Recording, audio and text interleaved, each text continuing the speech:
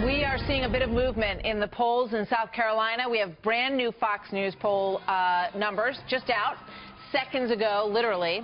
Donald Trump losing a little bit of steam after the latest debate. Senator Ted Cruz made a little bit of headway among Republican primary voters.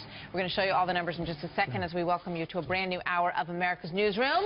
I'm Martha McCallum. And I'm Bill Hemmer. Good morning. Primary 48 hours from now. Here are the numbers from the latest Fox News polling. Trump maintains his lead. He's at 32% in that state. That's down 3 points from December, down from 35%. Ted Cruz, 19%. That is up 5.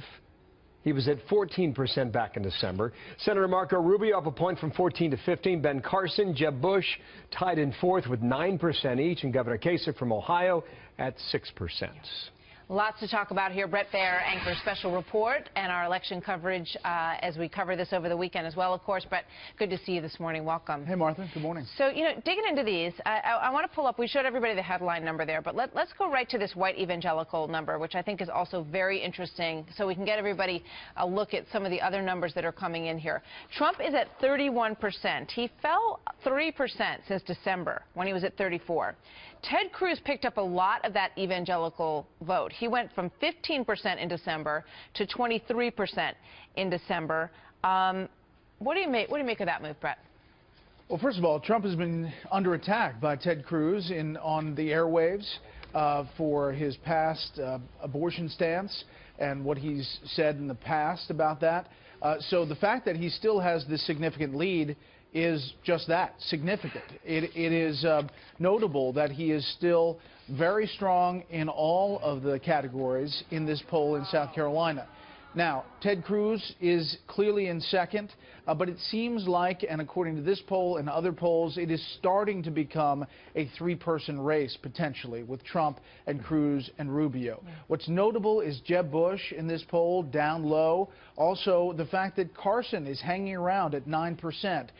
He is still performing pretty well in South Carolina. Yeah, but just to hit on Carson for just a second and to, hit on the numbers that he has in that evangelical number that we just showed, from December to now, he went from 18% with evangelicals in South Carolina and now down to 7%. So we may have seen some migration of the evangelical vote away from Ben Carson, and it's scattered, it looks, throughout, with some positive moves up for Bush, Rubio, and Cruz that may be sort of spreading some of that out. Let's take a look at this other one that came in this morning just moments ago as well. Candidate you would never support. Let's put that one up on the board and get Bret to weigh in. 39% would never support Donald Trump. 21% would never support Jeb Bush.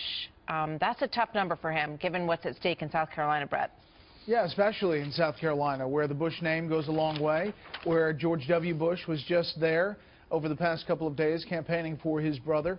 And George W. Bush has an approval rating of 84% in South Carolina. So the fact that 21% say they'd never vote for Jeb Bush is not a good number. 39% is not a good number for Donald Trump. But he is consolidating this anti-establishment, anti-Washington vote that has determined that I think no matter what he says or how he performs in debates, that he so far is the vehicle that is going to take them to this message of shake it up in Washington. Yeah, it absolutely looks that way. Everybody wondered if there would be debate damage and fallout from that raucous debate last Saturday night in South Carolina. And it's interesting to see in this candidate that you would never support number that Trump was at 24% in December. You would never support. Now, after post-debate, he's at 39%. Is there anything to be drawn from that? Well, I do think debates matter. I do think that how those candidates perform on the stage matters. But it's also the fact that, there have been a lot of negative ads run in South Carolina and across the board.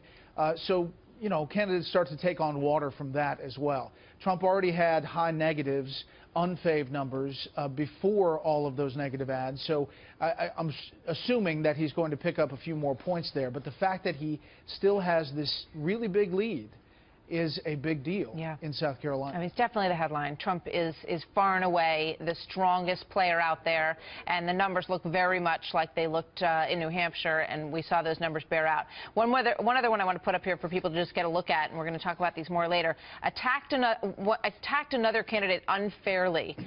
Trump at 47%, Cruz at 28%, and the numbers go down from there. This has been vicious, really, between these two guys, and it seems to be, it seems to have impact with voters when they answered this question. Yeah, and I think you saw Cruz yesterday making almost a legal argument about point by point why Donald Trump should go ahead and sue if he wants to sue over defamation of this ad that Cruz is running using Donald Trump's own words. I think Cruz is trying to push back hard, and I think it'll get uglier before Saturday. One thing to point out is that NBC Wall Street Journal poll that shows Cruz ahead by 2, there have been a few other national polls since then, and this South Carolina poll, we may be looking at an outlier there. We'll see. Yeah, and 25% of those in the Fox poll who were asked said that they could still change their mind about who they're going to vote for, so they're down to the wire. We have national polls tonight at 6 p.m. on Special Report. Exactly, and we can't wait to see those on Special Report tonight as well. Brett, thank you so much. We'll see you there. We'll see you.